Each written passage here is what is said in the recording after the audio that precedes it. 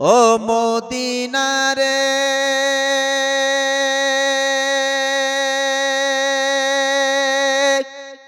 তোর বুকে আমার নবী যার লাগি পাগল সবে যার তরে হইল সৃষ্টি ত্রিভুবন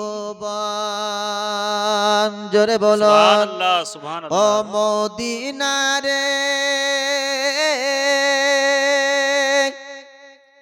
তোর বুকে আমার নবী যার লাগি পাগল সবে যার তরে হইল সৃষ্টি ত্রিভুবন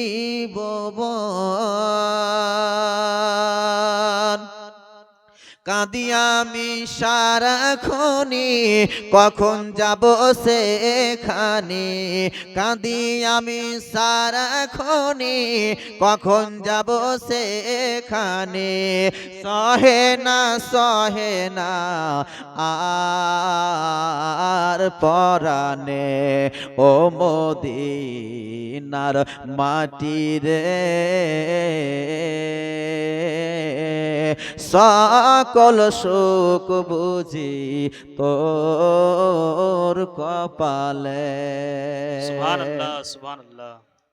মদিনা যদি যেতে পারা যেত মদিনা যদি যেতে পারা যায় নিজেদেরকে ধন্য বলে মনে হয় তাই না মদিনা এমন এক পবিত্র জায়গার নাম যে মদিনা সম্পর্কে নবী আমার বলেন মান যারা কাবরি ওয়াজাবাত লাহু শাফাআতি যে ব্যক্তি মদিনা শরীফে এসে জীবদ্দশাতে আমার রওজা শরীফের পাশে দাঁড়িয়ে আমাকে সালাম জানাবে আমার রওজা শরীফ জিয়ারত করবে ওই ব্যক্তির জন্য জান্নাতে সুপারিশ করা আমি নবী আমার উপরে ওয়াজিব হয়ে যাবে সুবহানাল্লাহ সুবহানাল্লাহ। আরেকবার মহব্বতে বলুন সুবহানাল্লাহ। হ্যাঁ সেই মদিনা শরীফ আমাদের কার না যাওয়ার ইচ্ছা আছে বাবজি কিন্তু অর্থের বিনিময় সময়ের বিনিময় টাকা পয়সার বিনিময় আমাদের হয়ে কাউরি উঠে না ও মদিনা রে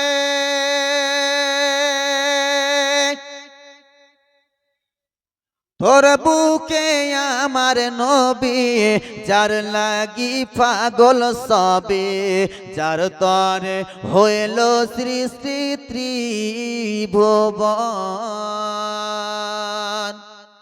কাঁদি আমি সারাক্ষণে কখন যাব সেখানে কাঁদি আমি সারাক্ষণে কখন যাব সেখানে সহে না আর পরানে ও মদিনার মাটি রে